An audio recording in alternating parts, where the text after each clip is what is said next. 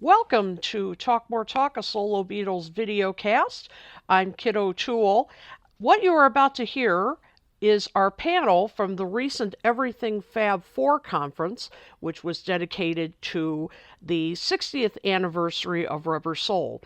This was recorded November 7th, 2025, and the audio, unfortunately, is not the best. There were a lot of technical glitches, and it starts a few minutes into the session. So just to give you a background, what we were discussing was how Rubber Soul started Beatles 2.0. In other words, more sophisticated instrumentation, arrangements, lyrics, and we then extended that to how that impacted their solo careers and how a lot of times the solo years get kind of overlooked in favor of the Beatles catalog. So we talked about how the solo albums and their entire careers were just as successful almost as the Beatles years.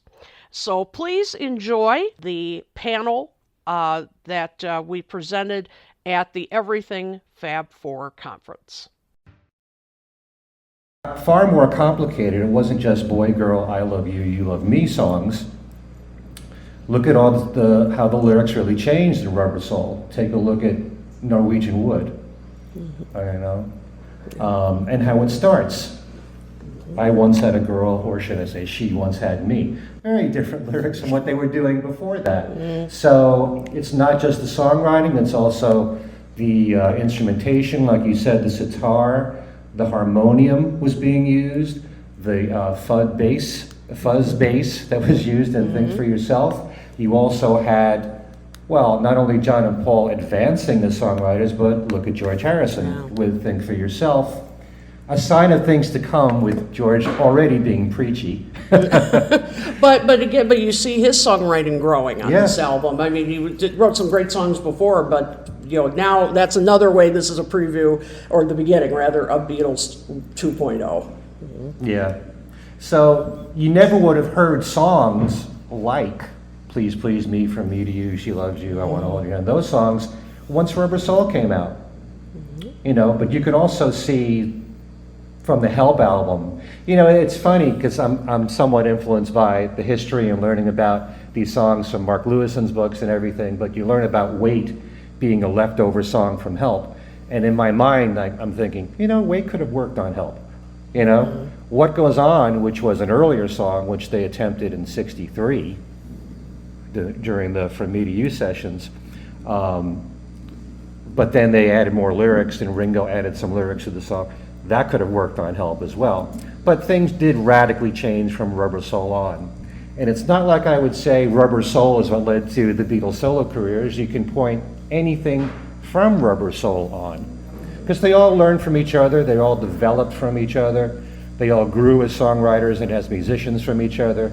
But the first really big creative leap they made as an album, not just individual songs, was to Rubber Soul. Actually contradict a little bit of what we're talking about now. In a way, put like a wall around Rubber Soul. I always thought what we're talking about was really starting on Help. And as you do pick Help apart, you see more and more of the Rubber Soul sound. And I always felt, I think this 2.0, maybe the Kid refers to it as, really started with Help. Now, in Scott's, I forgot his last name. Fryman? Yeah. In his Rubber Soul presentation last night, he mentioned the last song they recorded was The Word. Yeah. Right, that they recorded The Word, final song, threw it on Rubber Soul, and let's say roughly 4 or 5, maybe 6 months later, they were beginning work on the next album, and the first song that they recorded for Revolver was Tomorrow Never Knows. Two very different songs. Yeah. Yet, the smooth transition of them maturing, yet in a matter of months, John Lennon went from The Word to The Void. which it was originally going to be called. And that's some kind of jump that isn't as apparent today when we listen to these records and we play them in chronological order. But that's an example of how they were not only just maturing, but they were erupting. They were exploding artistically. That there wasn't little steps. There were major leaps involved in that. You want to answer that?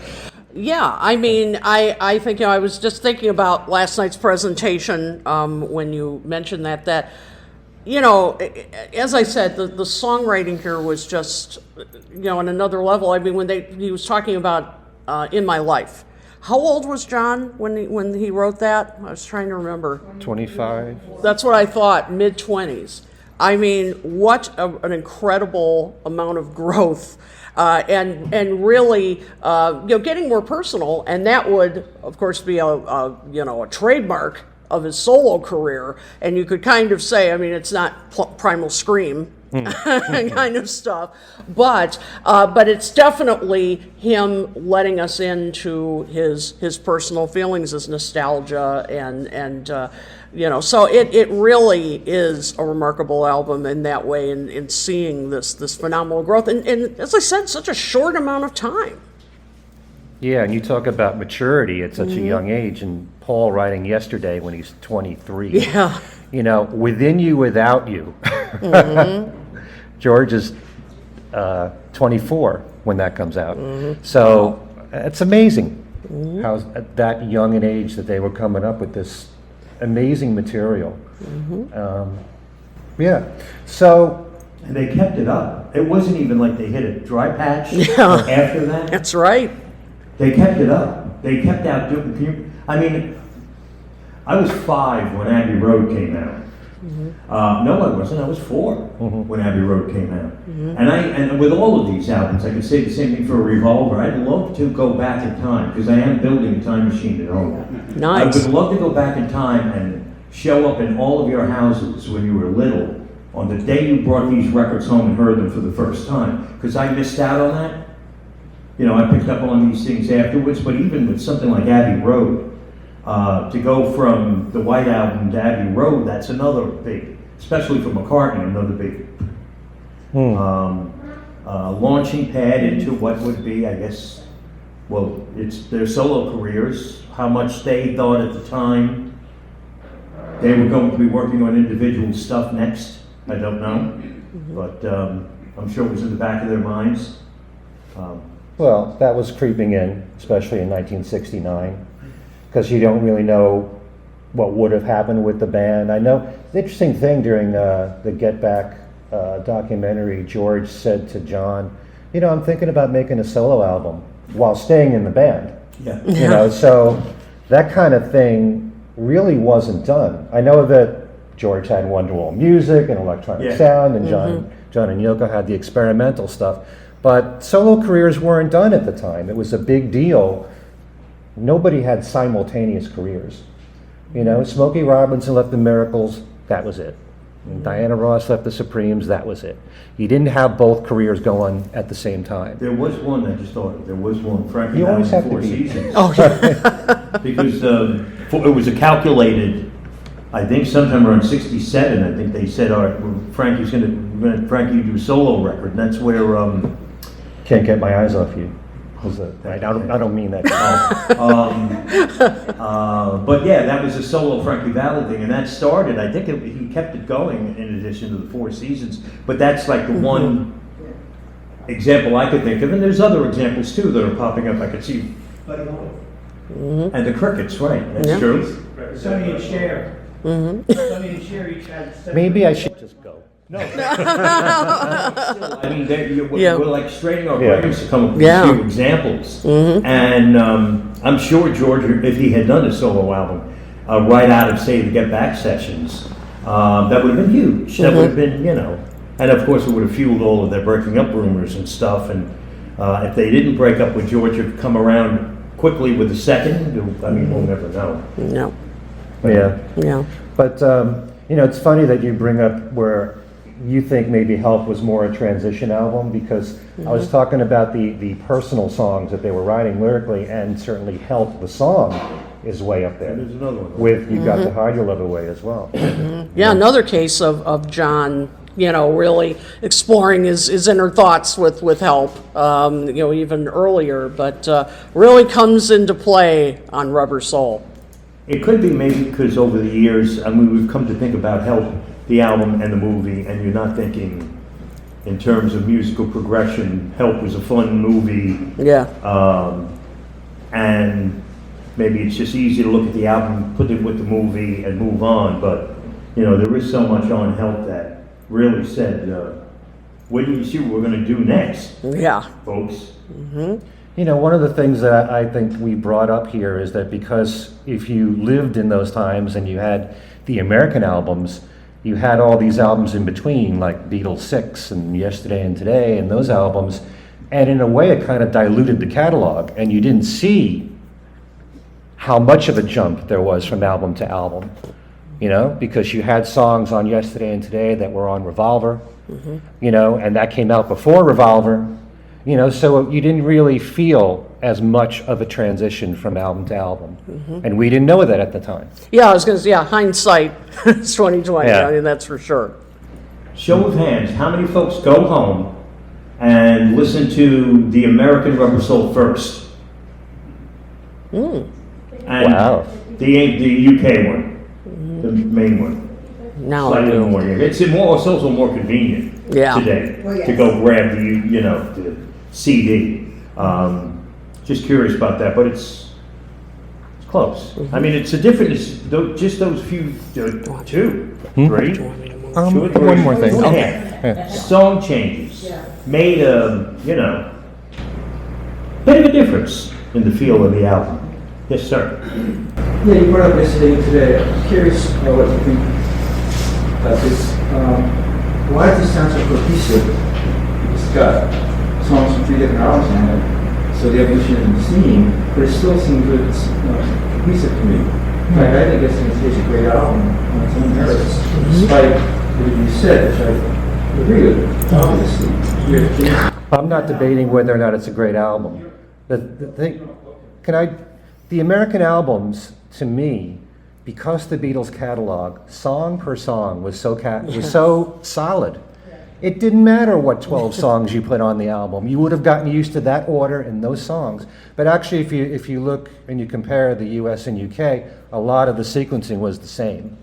Anyway, it wasn't exactly the same, but they did copy a bit from the UK albums. But that's a good point, though, that the Beatles were certainly different than so many other groups because their whole catalog was so strong. I mean, there were only a few tracks, but mostly solid work. So something like Yesterday and Today, which was compiled, as you mentioned, from different sources, it still could sound cohesive because they were such strong songwriters. It's the biggest reason why we're talking about the Beatles today. And there's a million reasons why we talk about them. It's because the songs are great, pure and simple. That's all there is to it. One thing that was brought up on Things We Said Today, when we had Bruce Spicer on and Al Sussman, people seem to think that it was, a master plan of Capitol Records for the American album to be the way it was, with I've Just Seen a Face leading it and everything. They just picked those songs. It wasn't like they said, we're going to make a folk album here for 1965 for the Beatles. That's just the ones that they picked. It wasn't like that was their plan all along. It just turned out that way. Right. And a lot of people point to 1965 as the folk year. And so Rubber Soul really fit in at the time. Yeah. But before we get into the solo careers here, we just mentioned how solid the Beatles catalog was, and all those albums before Rubber Soul were great. There's no doubt about that. Yeah. But there's a difference between albums that have great songs that could all be hits, and so many of them that weren't hits could have been hits, and an album that's more unified thematically, that all fit together, that even though they were so innovative, they still could have been accessible and be hits. Norwegian Wood is ahead of its time with the sitar. That could have been a hit. Yep. You know, The Word could have been a hit. Michelle was played to death on the radio, though it wasn't a single here. You know, so Yeah, I mean, and I think going into now, or transitioning to the soul years, I think it's important when you mention Norwegian Wood that that it could have been a hit, and that's true. But it's also very sophisticated and experimental. I mean, there's nothing on the radio like it now. All these years, 60 years later, the lyrics are poetic, abstract. You, of course, have the sitar, which today we're all familiar with, but in '65 not quite as much. So that was a new kind of sound. So I think this is something this is the start of that as well, of them starting to become more experimental in their arrangements, and that carried over to the solo years. speaking of the solo years, we have some stats to throw at you for how successful the Beatles were on their own. And I can only say, before we even talk about this, that I've loved every second I've done working on the Beatles with my radio shows, which I've done now for 43 years. But the biggest reason I'm a Beatles fan is because of their entire catalog. It's not just what they did as a band, but as solo artists, they all did really well. And as we pointed out, they are the only band in music history where every single artist in the band had success with singles and albums. And that says a lot. You know, most bands will have one member, maybe a lead singer, that has hits on their own and hit albums. All four Beatles managed to have that on their own. They worried about Ringo. Ringo did fine. Yeah. Ringo had 7 top 10 hits and 2 number ones and 2 top 10 albums. But we can take a look at the stats here, and you want to talk about it, Kit? Okay. All right. So, this is pretty amazing for any group, but I mean, it's pretty remarkable. The Beatles, of course, we've separated it into number of number one albums, number of top 10. So we have the Beatles. They had 19 number one albums, meaning collections and that kind of thing. And then top 10 albums, they've had, again, with all kinds of compilations, 31 plus the 5 box sets. So, It's like Sgt. Pepper box set, White Album box set, including them. Exactly. Yep. So, I mean, that alone is remarkable. Now we get into the solo years. Now, collectively, they had, all four of them had 13 number one albums, and top 10 albums, 37. I mean, that's that's a pretty large number. And then we get into individual statistics. We have John, who had 3 number one albums and 7 top 10. With Paul, we have 8 number one albums and 21 top 10. Wow. It is, it's remarkable. George had 2 number one albums and, 2 number one albums and 6 top 10 albums. And finally, Ringo didn't have a number one album, but he had 2 top 10 albums, and he's wonderful, no matter what. And then we just sort of added as an asterisk the Traveling Wilburys, because that's kind of an extension of George's career. They had a 1 top 10 album. Okay, that's just the albums. Yeah. So now we get to the singles. You want to do those? Okay, sure. Okay, so for the singles, if you compare the Beatles and solo years, so the Beatles had 20 number one singles, and they had 35 top 10 singles. Now we get into the solo. So collectively, 16 number one hits and 42 top 10 singles. 42. So you see, they had more top 10 singles on their own than they did as a band. And if you were to say to yourself, yeah, well, they had so many more years, solo years, But you also have to include the Beatles' top 10 hits after they broke up, which include Got to Get You Into My Life, which made number 7. You have Free as a Bird, which went to number 6, and most recently Now and Then, which went to number 7. By the way, this is all according to Billboard. Yeah, absolutely. So then individually, John had 2 number 1 singles and 8 top 10. Paul had 9 number 1s and 22 top 10 singles. George had 3 number 1 singles and 5 top 10. And finally, Ringo had 2 number 1 singles and 7 top 10s. Isn't that remarkable? Yeah, I mean, that's... I want to pick into that because I've always been fascinated with this stretch. When how many folks were young, well, old enough to have understood they've broken up their 4 individual artists now? Okay, and what did you expect? But even beyond that, were you expecting much from Ringo? Be honest. No. No, okay. Well, there's a stretch of top 10 hits that Ringo had that was rivaled only by Wings. All right, think about this. Now, Ringo's second single, well, really was the first internationally released single, was the Don't Come Easy. After Bukus of Blues was a single in some countries off the second album. So, Bukus of Blues it charted, but it didn't amount to much in the way of being a hit. But It Don't Come Easy went top 10 in 71, first one. Back Off Boogaloo followed about a year later, top 10, 2 in a row. Ringo comes out, the third album, late 73. First single, Photograph, goes to number 1. That's 3 consecutive top 10 hits. Make it 4 when You're 16 goes to number 1 as well, right? What are we up to? 5. Oh My. No, 4. Okay. Then Oh My goes top 10 off Ringo. 3 in a row off the same album. He is now up to 5. Number 6 is Only You and You Alone, goes top 10 off Goodnight Vienna in 74.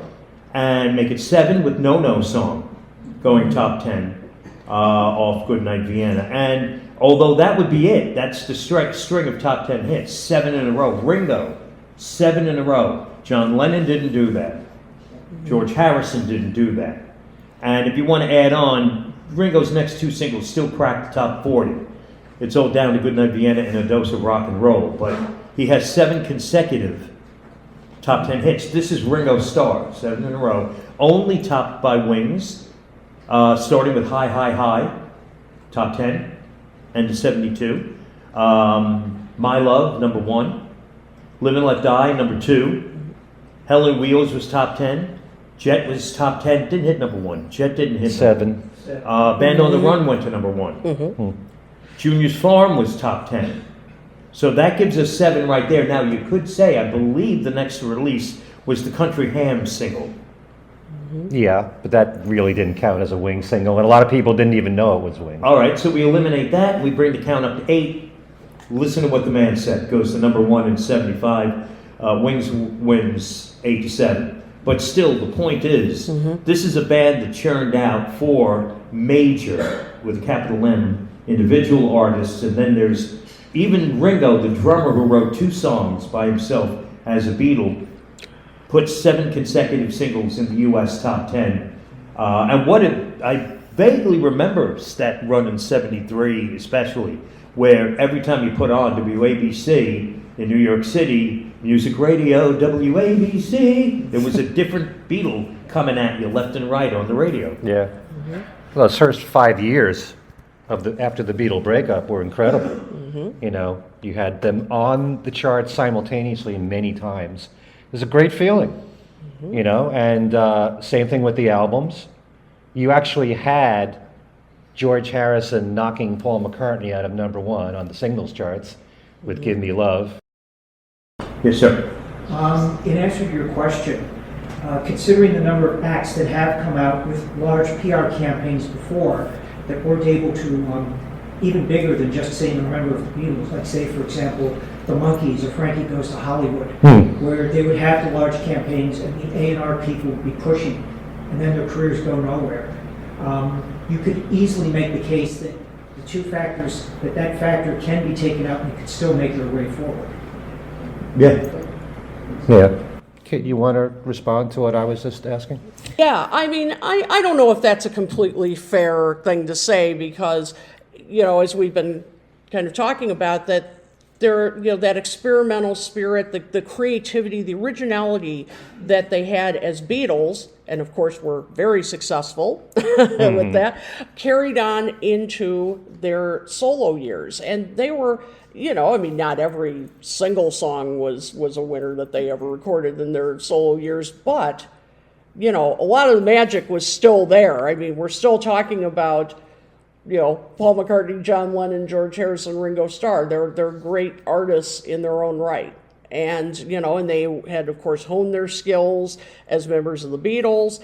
And so I think they, I think they would have been successful otherwise because they just recorded some darn good stuff in the solo years, in the 70s, Yeah, well, I have a very definite response to that. I know you do. Which is, coming from my radio background, radio, like everything else, is a business. And the primary way that music sold was through exposure and through promotion through radio. And when you have hit records in particular, they were played on what were then called top 40 radio. And that audience could be anywhere from little kids all the way up to people in their 50s and 60s that were listening to top 40. And not every single one of them knew, when Ringo had Photograph, that this guy was a Beatle. Not everyone knew that when Paul had Listen to What the Man Said, that he was a Beatle.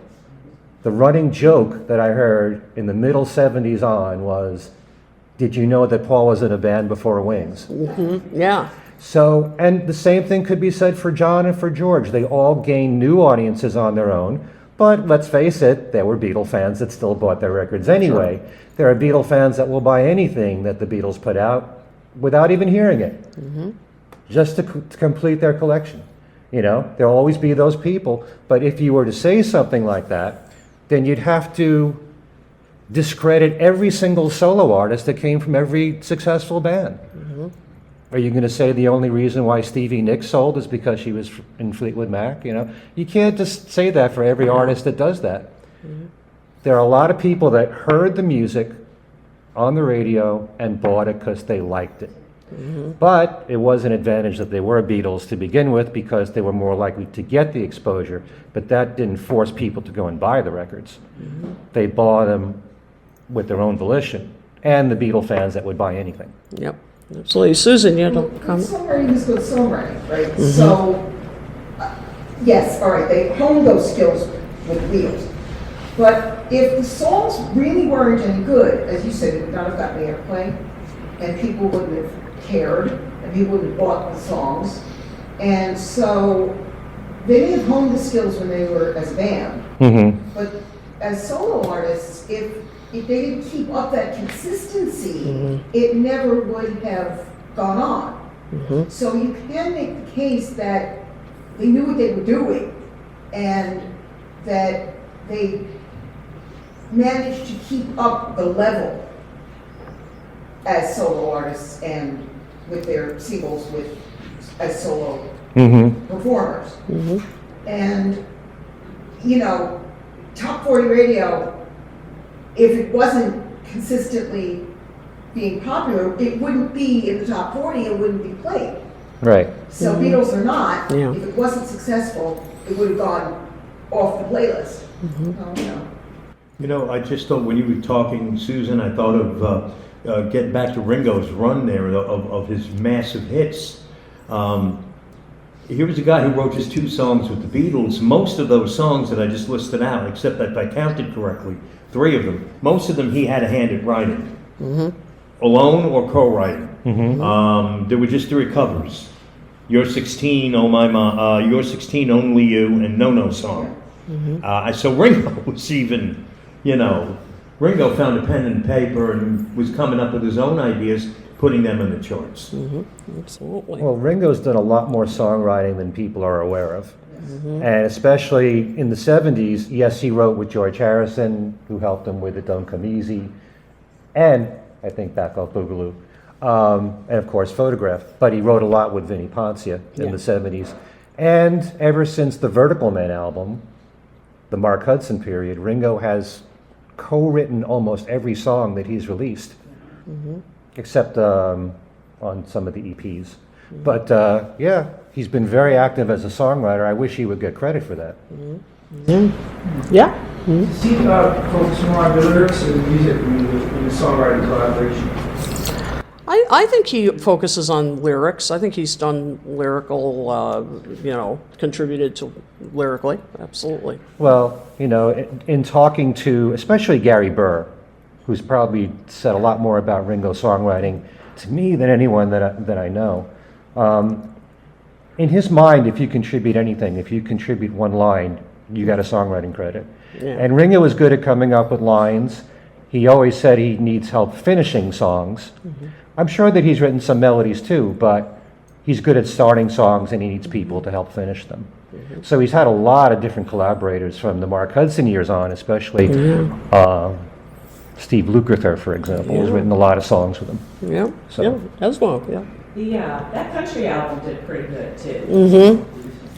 And that's recent, yeah. Yep, yeah, I mean, I think we were all happy, those who followed Ringo's solo career, that he went back to his country, for 1 week. his love of country after so many years, and I think he's coming out with a second country album. Next year. Yes, yeah. In fact, I saw a picture this morning of Ringo in the studio with Steve Lukather and Bruce Sugar. Oh, yeah, I saw that. And Ringo said in a press conference before the second leg of this year's All-Star Band tour, sounded to me like they were close to being done already with the follow-up to Look Up, or at least so far in the process that they probably in-house have an idea of when they want it to come out in 26. So so that, and there's going to be another collaboration with T-Bone Burnett, who was the Mark Hudson of Look Up, Yep. sort of, in a way. Look Up didn't chart high on the album charts here, but in England it did really well. Yeah. There's so many different charts now, the Amazon charts, Yeah, you don't know what to go by, and just the vinyl charts and Streaming. I know all the buzz about when Look Up came up, it was came out, and it was, we were feeding off the advanced reviews were positive. Ringo was going to go on CBS. This is going to be a big record for Ringo, and it was on Billboard's chart for a week. And Taylor Swift, even if you looked at dissected her numbers, they would be good, but they would be blending in. I think if this was 50 years ago, her sales numbers, it's just a completely different game today. I can't even, kind of, when they say, oh, McCartney put out an album and it reached 3 on the album charts, and to me, the 3 is what, tell me it was in the 70s. It's a different world with sales and everything. Well, also, if you think of the solo Beatles audience as being an older audience, they care a lot more about vinyl. Not everyone, but if you look at the vinyl sales, like when McCartney 3 came out, I think he topped Taylor Swift, but only in vinyl. Yeah. Streaming, Taylor Swift will Different just, she'll dominate. Should we mention that Paul released 50 different color variations of Yeah, McCartney that's- 3 that may have helped? But although I No. think Taylor Swift did the same thing, I don't know with the same album. But she was Yeah, she did. She was doing that. I think she did. Was someone had like multiple different cassette colors. That's been done. You can, 5 different. I think ABBA, when they put their comeback album out, I think it was like 5, 10 different colored cassettes you could buy. Yeah. Yeah. We should probably briefly go over just some of samples of the number ones hits that they've had. List, if you look at the list up there, those are Paul's, and spanning from 70 to 83. And I know we all know and love these songs, but it's just kind of striking to see them all listed, to see just how many number ones Paul did have. Uncle Albert, Albert Halsey, that was one of his more experimental kind of songs. And the rest of them, My Love Band on the Run, Listen to What the Man Said, So love songs with a little luck coming up. Ebony and Ivory, of course, with Stevie Wonder, and Say with Michael Jackson. Those are, and I'm not saying this in a negative way at all, commercial, definitely more than Uncle Everett, Admiral Halsey, but still, you hear these songs all the time today on the radio, don't you? I mean, they've really lasted. Not enough for me. Yeah, I know. Jaron kind of referred to this briefly just a minute ago, but with the George Harrison, we've got these incredible number ones. My Sweet Lord, Isn't It a Pity from 1970, Give Me Love, Give Me Peace on Earth from 73, and in 87, Got My Mind Set on You, which I remember that very well. I was a sophomore in high school, and some of my friends, this was in, in 87, being my age and being a big Beatles fan wasn't the most common thing. But when this song came out and did so well, my friends were like, oh, that George Harrison guy you were talking about, he was pretty good. That's a good song. This is off the topic for a second. The film, what was the Beatles 60, what was the film that first, when they arrived in America? Oh, Is it Beatles 64 that just came out like within the past year? Beatles 64. There was a time where every title was burned in this. This doesn't work as well anymore now that I hit 60. Yep. I have to think, there was a called Beatles 64 then? Okay, how about that scene? What's Happening in USA? Is that, the very... First US visit. In the first U.S. visit. Yeah, first U.S. visit. Well, there's that scene when they're in their hotel room Yes. talking with, was it Murray the K? Murray the K. On WMCA MCA. No, WMCA. and playing what's in the it? background. WINS. INS, okay. Oh, yeah, yeah. Give us 22 minutes, we'll give you the world. In the background, while George is on the phone, Yeah. George is, Murray the K is playing Got My Mind Set on You. James, who did that originally? I always want to say James Ray. James Ray, yeah. James Ray. I was right. Who knew? Somebody could have tapped George on the shoulder. George, in 1987, you're going to have a massive hit with this song. It was just so weird. There's young George on the phone with DJ New York City in the background, Got My Mind Set on You, and he was playing. That is so weird. In 1964. Wow. And that was their last number one solo hit. Yeah. Got My Mind Set Yeah, on You. yeah, it was. Absolutely. Good question. We're going to go about 55 years, so My Sweet Lord Isn't a Pity came out on 45? Yes. Yes. And how they fit it, because how can you get, it's 7 minutes, 8 minutes long. Well, the same way they That's- got Hey Jude on there, Yeah. onto one side of a single. Now, I'm sure Yeah, with the Dylan, that was the first, They- they had the two sides, like, And- because yeah. it's so long, but 1970. Well- Yeah, okay. I think if you had a high-end stereo today, and I've never tried this, but theoretically, Hey Jude was too long for a side of vinyl, for a 7-inch single. 7 minutes was really pushing it sound quality-wise. And was that the case? I don't know. The limits of what vinyl could hold, LP and 7-inch, has been debated. It's widely considered LPs, you couldn't really push 20 minutes, but yet Todd Rundgren did an album that had one side was well over half an hour long, but it did affect the sound quality, the playback. You had to crank it. Isn't It a Pity officially clocks in 1 second shorter than Hey Jude, which I'm sure was, even though I don't think either, Hey Jude is 7 minutes, 11 seconds, so it really isn't. I've never seen it stretched to that length, and I've timed it because, I don't have much of a life, and in the past I've done things like that, and it's ended before 7 minutes. But the same thing with It Don't Come Isn't It a Pity? They just squeezed it on because they could, and if it, But that was the single that was the first that had to display. It was a double A side.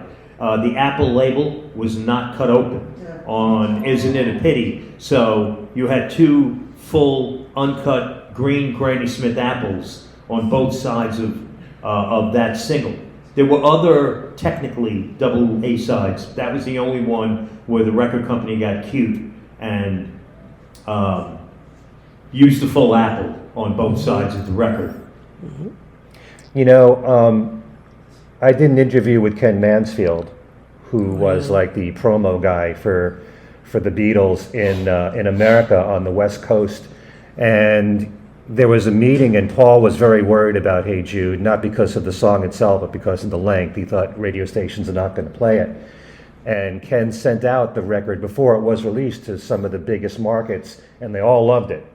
So if it wasn't for that happening, who knows? But, you know, even Paul was apprehensive about the length of it. But not that long before Hey Jude, Richard Harris had MacArthur Park, which was almost as long as Hey Jude. So, is it Yeah, it longer? might have been longer. Okay. Yeah, I think it'll live slightly. Yeah. So we shouldn't have worried. Yeah, right. That's right. All right, let's move on to John Lennon's number ones. We have two here. Whoever Gets You Through the Night from 74 and Just Like Starting Over from 1980. Any, Was Imagine released in the single? Yeah, It went to was- number 3. yeah, astoundingly, it did not go to number one. I'm amazed. And it wasn't a single in the UK until some years later. So it wasn't even a hit in the UK in 71. You know, a lot of it has to do with what's on the charts at the time, and if there happened to be another song that was much more popular and a great song, like I'm trying to remember what was on the charts when Imagine was out, maybe Theme from Shaft or something like that, that did really well. Yeah. The competition was fierce. Imagine deserved to be number one, but a lot depends upon what other records are coming out at the time. It's like Live and Let Die, you would think was a number one song, but it went to number 2, and it lost out to Diana Ross with Touch Me in the Morning at Oh, the time. wow, okay. So, and I was pushing for Live and Let Die, Live and Let Die, Yes. and it never made it. But Yeah. it's all, you know, a lot. It still did extremely well. Oh, yeah. Top 10 is good. Yeah, absolutely. Jim? There's been some suggestion that Starting Over was bumped on the chart because of what was happening at that moment. Yeah. I suppose the question is, had that not, would Starting Over charted as well as it did? Yeah, I mean, it's a question because, you know, but it was a solid It single. was in the top 10 right over- around that time. It was getting there, but, you know, It hadn't hit number 1 before December 8th? right, I don't remember. don't think so. No, Well, you know it was- why? It was creeping up though. Yeah. Double Fantasy was a number 1 album. I don't think Double Fantasy would have sniffed the top of the charts had John not been murdered. Because I vaguely remember, I was 15 years old. I was actually, at that point when you're that age, you can't go out and buy everything you want, everything that comes out. You're at the mercy of handouts from your aunt at your birthday and stuff like that. So I was actually dissuaded from buying Double Fantasy because I heard horrific things about the album from people. And I thought, I don't know. I think John dropped the ball on this one. I didn't know much about why. Luckily, my mom, who, the good thing about being an only child is that Santa Claus would bring 2 big bundles of gifts every Christmas morning. And she had the wherewithal on December 9th when they went shopping to buy me Double Fantasy, assuming he might want this. It's Yeah. not on his list. I'm going to get it for him to take a chance. Thanks, Mom. But yeah, Double Fantasy wouldn't have won a Grammy. I'm sure it wouldn't have been a Grammy Album of the Year. Had I hate to say it, but I remember. that happens. So Yeah. I remember the album getting mixed reviews when So, it came out. yeah, it and in did. fact, a lot of writers favored Yoko's material over John's and thought that was like the way to go. It was much more modern sounding. It was, you know, the direction that John's music should have went in. You know? Yeah. There was a perception that he'd gone soft. Yeah, right. Exactly. But yet, lyrically, it fit right in with everything he did through his career. Yep. Absolutely. I think Woman and Watching the Wheels are 2 of the greatest songs he's ever written. Yeah. Incredible Ever. Beautiful songs. boy, darling boy. Yeah. Make sure Paul McCartney still tears up when he hears that. Yep. And no kidding. Absolutely. Yeah. Yep. Absolutely. I agree, Mark. Yep. And so then we lastly have Ringo's number ones, Photograph, which I think is one of the great singles of the 70s. It still sounds great today, well written, well produced, and Ringo's cover of You're 16, which was a huge hit at the time, but I don't know if that's aged as well. But Photograph is really and phenomenal song, I think. Just catchy, fits Ringo's attitude, his voice range, everything. It's melancholy. Yes. Which fits Ringo. Yep, Ringo just looks melancholy at times, And I never thought of that. You're 16 today. Yeah. The lyrics to that. It's yikes. Okay. I don't think that would be a problem. I don't know. Does he play it anymore? I'm not Yes, sure. he just brought it back. Oh, he brought it back. Okay. Oh dear. I wish people would leave that idea alone. Yeah, I know, but it's hard. Gary Puckett's career would be over. Yeah. Young girl. Young girl, get out of my mind. Oh, that I know. That's woo. Yeah. With that, it's like now in today's world, with today's context, it's really squishy, and yet when those songs came out, he's singing about a 16-year-old girl, he was 20. Yeah. So how squidgy is it, and you have to put it in context. Yes. You can't put today's values on something that happened 50 years ago. You just can't. Yep. What was that song? Was it by Dr. Hook? He was only 16. Yeah, Dr. Oh. Hook. But that was a Sam Cooke song. Saying it. Yeah. Sam Sam Cooke Cooke originally first. did it. Yeah. Oh, Sam Cooke's the guy. We got it. Yeah. 16, you can't be issued consent. Yeah. So yeah, but yeah, that was a #1 single. And as I said, Photograph, that's kind of a no-brainer. But I'm surprised that Don't Come Easy didn't hit #1. I thought that was a great single, catchy. Still, obviously still plays in concert today. Everybody knows it and sings along. I mean, that's. Yeah. But as you said, it depends on what's popular at the time, what else is on the charts. I mean, there are a lot of factors. Ringo is the only Beatle to not have a #1 album, but the Ringo album went to #2. And if it wasn't for Elton John with Goodbye Yellow Brick Road, we might have had a #1 album from Ringo. But Goodbye Yellow Brick Road is a great album. Yeah, I was going to say, it's hard to argue that. Yeah, because that's a great album. Any questions? Well, Mark? So when you picked out songs you like, you're 16, you liked it. You didn't think about the lyrics. But still those boys, right? Yeah. Yeah. Does that. Yeah. Yeah, and yeah. Doesn't matter what the content is. Yep. Yes? I think it's also worth mentioning that both those Ringo #1s have other Beatles on them too. Yes.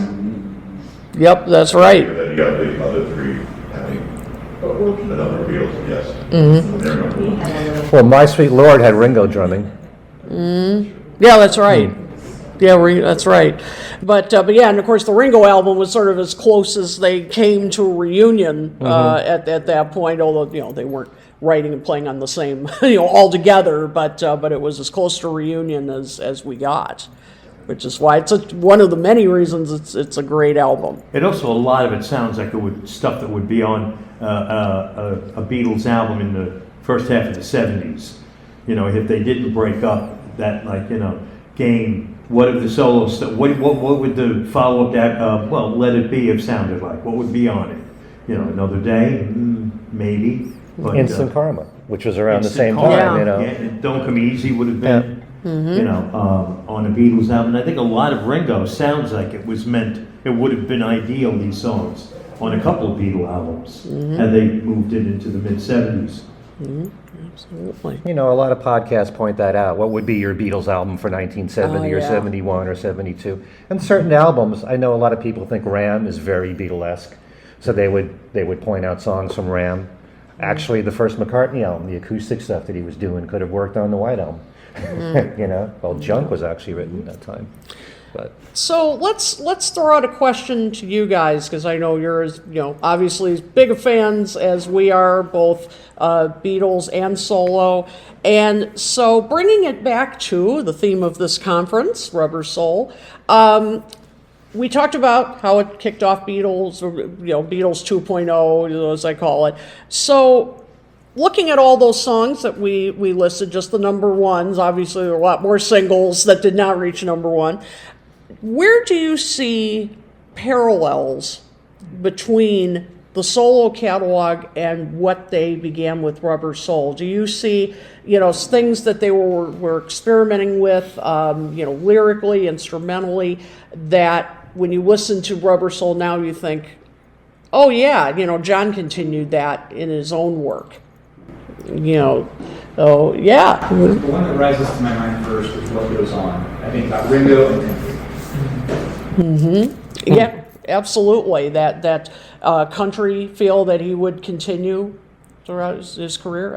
All the way back there, all the way back there. Yeah. I think John was in the Playboy interview with a parallel between girl and woman. Mm-hmm. Ooh, excellent. And Girl is very much a song written about someone who's already in their 20s. The woman is the more mature songwriter in his early 40s. So we do almost see those as bookends. Yep, that's a good point. I think that really is. So yes, it was In that same vein, also, John continued, even for the rest of the Beatles years, he continued the more introspective, more personal writing. So he started it, the songs on Rubber Soul, but it certainly went all the way to Double Fantasy, which is filled with personal songs. right. And certainly Plastic Ono Band, which is completely personal in a very deep way. Yeah. So he sort of continued with that. Mm-hmm. Absolutely. In a way, it was actually some of his solo albums. It was unusual to have a song that wasn't something, that was coming from inside. And a lot of that was Yoko's influence. Meat City, my God, Yeah. beef jerky. Yeah. Yep. Those who old enough to have heard Rubber Soul, like I did the day it came out, when you first heard the album, what song stood out the most? Who actually heard it first? So, if just in case you couldn't hear, Mark is asking those of you who, and of course were jealous, were around when Rubber Soul first came out. Were there particular songs on there that when you first heard them that really stood out that made you think, wow, that's something new and different and all? So yeah. Well, when adolescent died, and forever. First of that time, it was the hits on Girl. That was different. That's fantastic. Yeah. I mean, it's so outrageous and bold and shit song too. And at that age, you knew that was saying it? Because it wasn't until a long time later that when I guess maybe even read it. So that's I'm going out, we stay, sorry, calls the witch's tip, said all the time. Oh, okay. Adolescent guys used to use all the time, I know the gals did, but like today, we would say it's cold as a witch's tip out there. Yeah, I gotcha. Going back in the 60s, yeah, going out kids.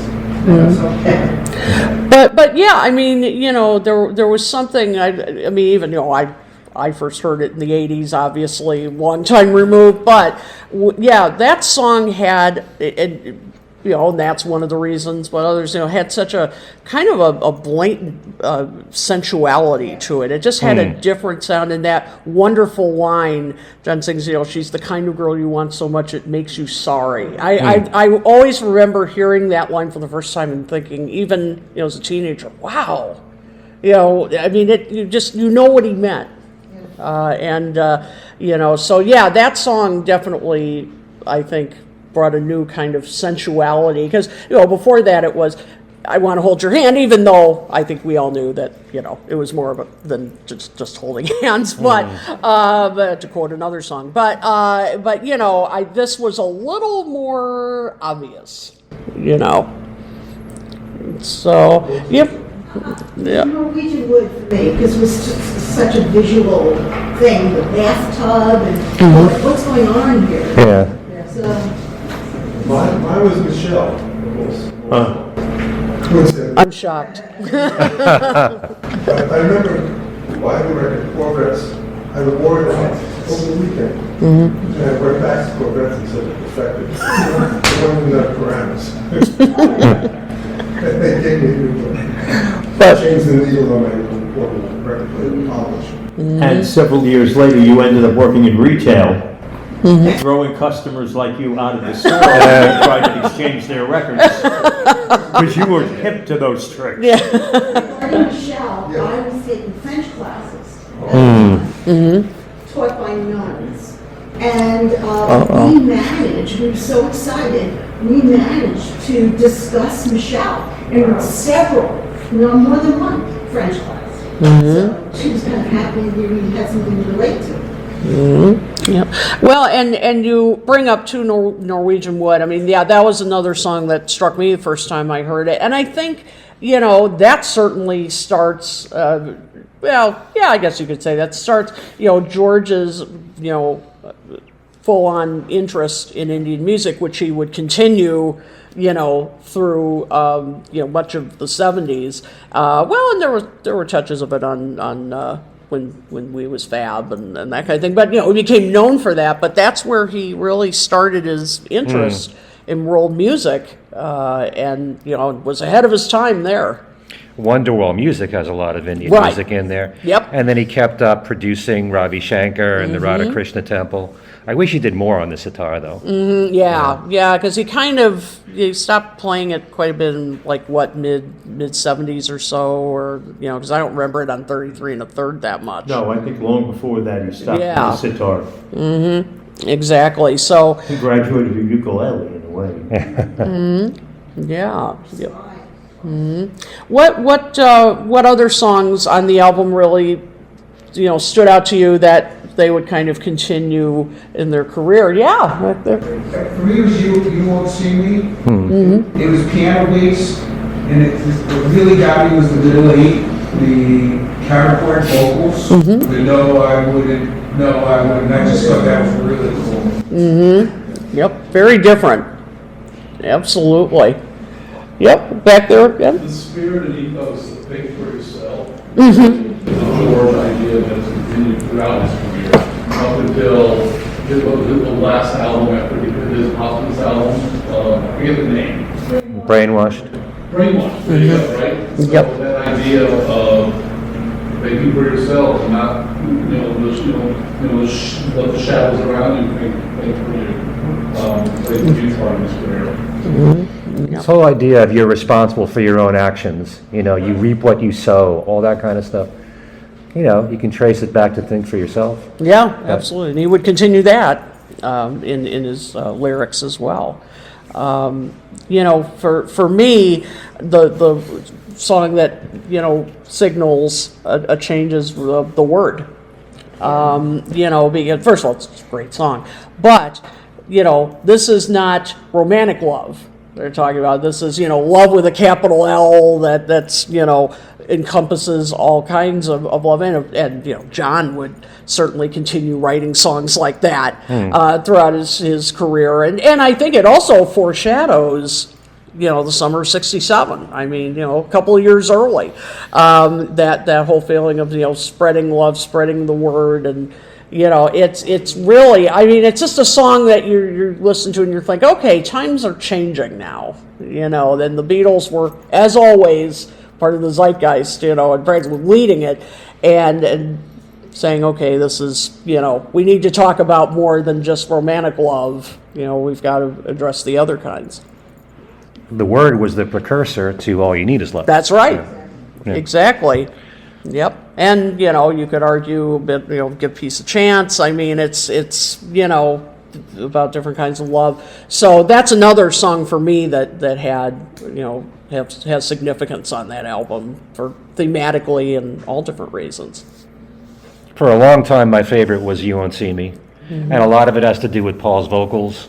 The melody is so great, and the bridge is wonderful. The time after time, you refuse to even listen. Just the whole arrangement of that. When Scott Fryman did his Deconstructing the Beatles, and he talked about You Won't See Me, and he said that the Four Tops, it's the same old song, it's the same chord progressions. Did you hear that yourself? Yeah, actually, I did. It's not super obvious, but, and cheap plug, if you want to come to my presentation tomorrow, I'm going to be talking about the influence of Motown and Stax on Rubber Soul. So, yeah, so Scott gave you a little preview of what I'm going to be talking about tomorrow. But yeah, Four Tops, in fact, I bring up another Four Tops song in my presentation that figures into it. So, yeah. I'm embarrassed to say that the first time I heard You Won't See Me was Anne Murray's version. Oh, yeah. It's a good version. Sure. It's a good version. Great cover. Yep. It was really great, and I loved the song so much. And then I found out it was a Beatles song, so that tells you where I came from. I came from Anne Murray. So. That's cool. You know, John Lennon met Anne Murray at the Grammy Awards, Yes. and he said to her, that was a cool version. That was a great version of You Won't See Me. So. Yeah, and I don't think he threw around compliments. No. I don't think so. Yeah. I have a question. How did Michelle get a Grammy? And was it a single? It wasn't a single in America. No. Actually, there was a duo called David and Jonathan that had a hit with it here in America, but the Beatles version got a lot of airplay on AM radio. Group vocals. What's that? It was group, yeah, that's group vocals. Yeah. So songwriting, yeah. Yep. Yeah. Yeah. Not in America. You were dealing at a time with Top 40 radio playing album cuts from the Beatles, not just the singles. Like I've been told, Meet the Beatles, they played the whole thing. They didn't just play I Want to Hold Your Hand and I Saw Her Standing There in America. And Michelle got a lot of airplay, though it was not a single. There were no singles in America from Rubber Soul. Yeah, it was just You know so that? strange. We had We Can Work It Out and Day Tripper, but Yeah. those were not on the album. Yeah. I was thinking about Paul's Michelle and the fake French and how he was having kind of fun with Yeah. that. He doesn't get in a solo career. I mean, there's a little bit of French thing that comes out in Picasso's last words. Yeah. And then on Flowers in the Dirt, he does Oué le Soleil. Oh, yeah. Paul's fascination with French. I don't know if there's other examples of that. Yeah, that's true. That is something he continued. Yeah, I don't know if there was a particular reason for it, but yeah. Although there were some French singers that had some chart hits in the UK in the 60s. I'm blanking out. There was one in particular, a female singer, and you know, could have been exposed to that as well. Yeah, I'm blanking out. It'll come to me at 2 in the morning. Sylvie Vartan? And I'm sorry? Sylvie Vartan? Yes, thank you. That's it. Yep. Well, she was on a bill with the Beatles. Yeah, and that too. Absolutely. Yeah. Singing none at that song. That's what Dominique. She's French? Yes, it is. Yep. That's right. That's right. All right. Jim, then Mark. Yeah. Okay, based on the interview that Scott had shown us with Paul discussing, can we probably say that he was in a group that was being influenced by the French New Wave, which was actually being picked up by a lot of our students at that point? That's an interesting thought, because actually Steve Matteo is here at the conference. I think he's doing a talk today. Talks about that in a book called Act Naturally, where he talks about the French New Wave movement in film that was going on at the same time that they were, filming Help, I think. And so that's possible. It's possible. Yeah. So, okay, Mark. The story was that John and Paul were at a party. Paul like to sit in the corner. Yep. And little French show up. And John said, I'm going to write a song. I think it was affected by anything else. Yeah. And the two of them. And the other thing, Yeah, I'm sure. all talking about all different songs from this amazing album. The song that lasted the longest, and is still probably the most liked love song in the world, wasn't mentioned in my life. Yeah. Yeah. Oh, yeah. Hundreds, thousands, so many years. Yep, we mentioned a little bit at the beginning, but I mean, that was definitely a masterpiece, and certainly, I think we mentioned the kind of precursor to the kind of deeply personal songwriting that became one of John's trademarks, maybe in terms of Plastic Ono Band, brutally honest, my life isn't quite in that category, but it's but one of his best for sure. I know growing up, listening to In My Life, I always thought there was a harpsichord in there. And you later learned that it was really an electric piano that George Martin Yes. played at a slow speed with the tape running slow, and then he sped up the tape, and then it got the sound the way it did. It's the same thing they did or George Martin did in A Hard Day's Night with the piano solo. Yep. So one of the many brilliant things that so many other artists have done later on. Absolutely. All right, I think we have to wrap it up. It's 10:15, 10:16 actually. So, Okay. Those of you who aren't familiar with our show, there's all the information. Talk More Talk Solo Beatles videocast, our website. We're available also if you like listening rather than watching a video. We're available on all major podcasting platforms. You can find us on Facebook. Give us a like there, and let us know what you think about our conversation today, and any other feedback you'd like to give. And I have flyers as well that I'll be passing around this weekend. So thank you for being part of our show.